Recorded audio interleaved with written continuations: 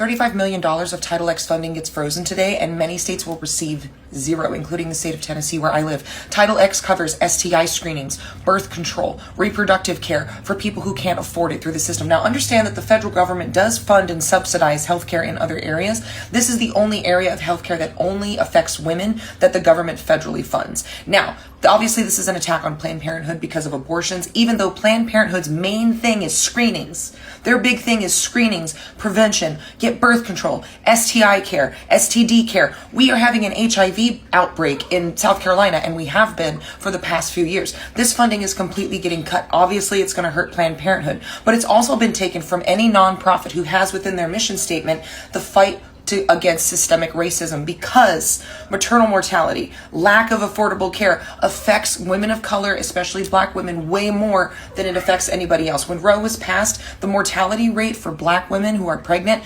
dropped 40% because of the lack of quality care and the fact that they get neglected in hospital settings. This is deadly serious and affects millions of people.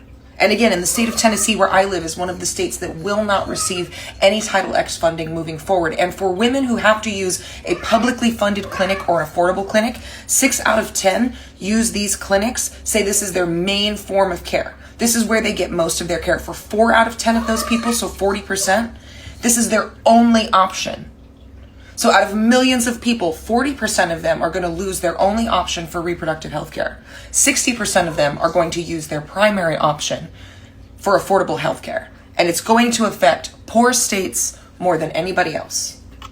When Roe was overturned, I was called a fearmonger for saying, hey, they're going to come for birth control. They like taught me this when I was growing up. This is how they do it. They defund it. They remove access. And as we remove access to medical care of any kind, and we stop sex education, we stop access to books that talk about it, we start filtering what information people can actually get their hands on, the information will not be available, because this was never about abortions. It's about control, replacing the populations that they want to control. Because if you were really just about preventing abortions, you would add funding to make sure that birth control was available for all.